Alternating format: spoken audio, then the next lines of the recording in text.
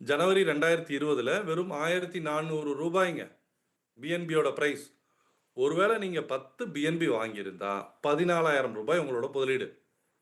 இன்னைக்கு அதே பிஎன்பியை 10 பிஎன்பி போய் வித்தீங்க அப்படின்னா 75,000 இன்ட்டு 10 பிஎன்பினா ₹7,50,000. அப்போ ₹14,000 வாங்கின காயினுடைய விலை நான் 5 வருஷம் கழிச்சு விற்கும் போது எவ்வளோங்க? 7.5 lakhs. எத்தனை மடங்கு பார்த்துக்கோங்க. ஆனால் பிட்கோய்வால இப்போ நான் ஒரு பிளான் சொல்லிட்டு இருக்கேன் இல்லைங்க, இந்த பிளான் 4 வருஷமா இருக்குங்க. இந்த பிளானை ஸ்மார்ட்டாக சில பேர் வந்துட்டு யூஸ் பண்ணிட்டு இருக்காங்க. அவங்களுடைய ரிட்டர்ன் எப்படி இருக்குன்னு யோசிச்சு பாருங்க. 10 பிஎன்பி அன்னைக்கு வாங்கினவங்களுக்கு ஸ்டேக் கொடுத்துட்டாங்க. ஸ்டேக் கொடுத்து 5 வருஷத்துல 10 பிஎன்பி எத்தனை பிஎன்பி ஆயிருக்கும்? 100 பிஎன்பி ஆயிருக்கும். 100 பிஎன்பி இன்ட்டு 75,000 போட்டிங்கன்னா 75 லட்சம் ரூபாய். சார், ₹14,000 நான் ஸ்டேக் பண்ணாம என் வேலட்லேயே வச்சுக்கிட்டேன்னா 7.5 லட்ச ரூபா ஆயிருக்குங்க சார். ஆனால் பிட்கோய்வா கொடுக்கக்கூடிய இந்த ஸ்டேக்கிங் ஆப்பர்ச்சுனிட்டியை நான் பயன்படுத்துறதுனால என்னுடைய ₹14,000 75 லட்சம் ரூபாயா மாற்றிக்க முடியுது. நான் வந்துட்டு இது நடக்க போகுதுன்னு சொல்லிங்க, நடந்துடுச்சு. நிறைய பேர் இதை பயன்படுத்திட்டாங்க. கிரிப்டோ இண்டஸ்ட்ரியில் லாஸ்ட் 5 வருஷமா நம்ம கூட ட்ராவல் ஆகிட்டு இருக்க பலர் வந்து வேடிக்கை மட்டுமே பார்த்துட்டு இருந்துட்டாங்க. சிலர் வந்து பார்த்தீங்கன்னா இதை கரெக்டாக பயன்படுத்திட்டாங்க. நல்லா யோசிச்சு பாருங்க. எத்திரியம் ஒருத்தர் வாங்கியிருக்காருங்க.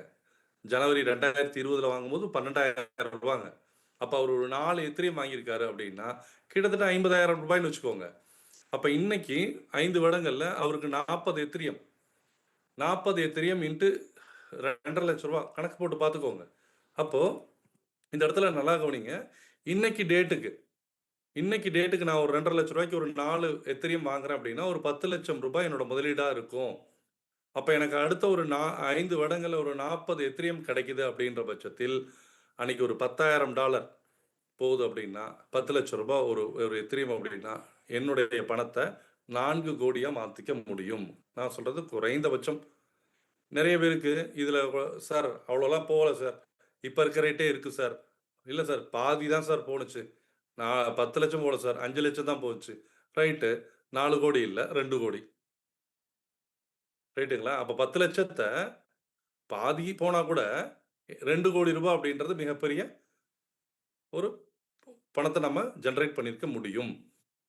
இதுவே நான் பிஎன்பியில் நான் வந்துட்டு இப்போ போகிறேன் அப்படின்னா இன்னைக்கு ரேட்டுக்கு ஒரு 10 பிஎன்பி நீங்கள் வாங்கினீங்கன்னா 7.5 lakhs ஆகுது. அப்போ அடுத்த 5 வருடங்களில் உங்களுக்கு 100 பிஎன்பி அப்படிங்கும் போதுட்டு வெறும் 2 lakhs, ஏற்கனவே 1.25 வரலும் போயிருக்கு. 1,10,000 டு ஒரு 1,25,000 வரலும் போயிருக்கு அப்படின்னா இன்னும் 5 வருஷம் கழிச்சு வெறும் 75,000 ஏறிட்டுங்க. வெறும் 2 லட்சம் ரூபாய் இருந்துச்சு அப்படின்னா கூட கிட்டத்தட்ட 2 கோடி ரூபாய். ஒருவேளை ப்ரெடிக்ஷன் பிரகாரம் அவங்க 4 லட்சம் ரூபாய் வந்துட்டு டச் பண்ணிச்சு பிஎன்பி அப்படின்னா 4 கோடி ரூபாய். உங்களுடைய 7.5 lakhs 4 கோடியா ஆக்கிறதுக்கான வாய்ப்பு இருக்கு. நான் மறுபடியும் பதிவு பண்ணிக்கிறேன். 4 வருடங்களுக்கு முன்னாடி பண்ணவங்களுக்கு அதே ₹10,000 ₹20,000 பண்ணவங்களுக்கு இன்னைக்கு 70 லட்சம் ரூபாய் வருது அப்படின்னா இந்த இடத்துல இருக்கக்கூடிய ஆப்ஷன்ல இன்னொரு சிறப்பான ஒரு விஷயத்த சொல்லட்டுங்களா?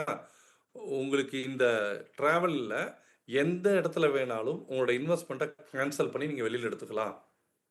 உங்களுக்கு எந்த ஒரு ரெஸ்ட்ரிக்ஷனும் கிடையாது. சார், நான் அடுத்த 5 வருடத்துல 2வது 3வது வருடம் வரும்போதே நல்ல ப்ராஃபிட்டில் இருக்கேன், தாராளமாக நீங்கள் கேன்சல் பண்ணி டோட்டலாக வித்ட்ரா பண்ணிக்கலாம். ஸோ அப்போ இந்த இடத்துல சார் என்னால் 10 மடங்கு இல்லை சார், அதை தாண்டி ஒரு 20 மடங்கு என்னுடைய பணத்தை நானே வளர்த்திக்கிறதுக்கு ஏதாவது ஆப்பர்ச்சுனிட்டி இருக்கான்னா நான் சொன்னேன் பார்த்தீங்களா, உங்களுடைய யூஎஸ்டிடியை ஸ்டேபிள் காயினை நீங்கள் என்ன பண்ணுங்க, பை பண்ணணும். பை பண்ணி நீங்கள் உங்கள் வேலட்லேயே வச்சுக்கணும். என்ன வச்சு ஸ்டேக் பண்ணிக்கணும். ஸ்டேக் பண்ணிவிட்டு மந்த் ஆன் மந்த் ஒரு ரிவார்டு வருது இல்லைங்களா, அந்த ரிவார்டை வச்சு கிரிப்டோ வாங்கணும். ஸ்டேபிள் காயினை வச்சு கிரிப்டோ வாங்கணும். அப்போ ஆட்டோமேட்டிக்கலாக நல்லா கவனிங்க. ஒரு உதாரணமாக ஒரு 20,000 யூஎஸ்டிடி நீங்கள் வந்துட்டு ஸ்டேக் பண்ணுறீங்க அப்படின்னா 20,000 யூஎஸ்டிடிக்கு 4% கிட்டத்தட்ட 800 யூஎஸ்டிடி மந்த்லி வருதுங்க. அந்த 800 யூஎஸ்டிடி எடுத்து என்ன பண்ணணுங்க, பிஎன்பியோ எத்திரியமோ இல்லை அதில் 2 50-50 வாங்கி டெய்லி நம்ம அக்குமுலேட் பண்ணிகிட்டே இருக்கணும். மந்த்லி அக்குமுலேட் பண்ணிகிட்டே இருக்கணும். இன்னொரு விஷயம் என்ன அப்படின்னு வந்து பார்த்தீங்கன்னா, மார்க்கெட் எப்போவுமே ஒரு 20% 30% ஒரு 2-3 மாதத்துக்கு ஒரு டைம் ஃபெட் அனௌன்ஸ்மெண்ட் இந்த மாதிரிலாம் வரும்போது கீழே வருங்க.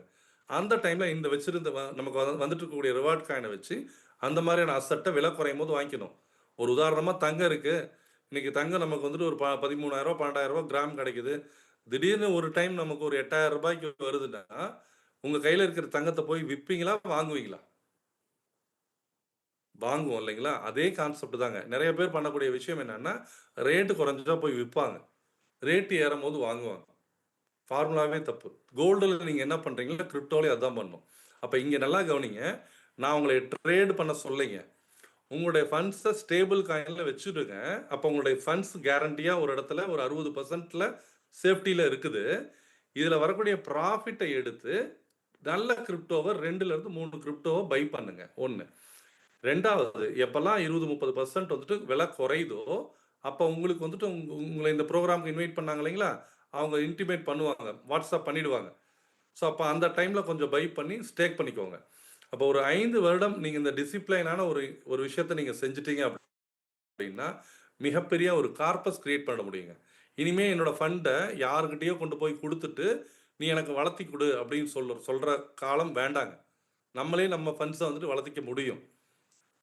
நீங்க அது ஸ்டேக்கா இருந்தாலும் சரிங்க, காப்பி ட்ரேடா இருந்தாலும் சரி, ஃபண்ட்ஸ் எல்லாமே உங்க கண்ட்ரோல்ல இருக்கணும்.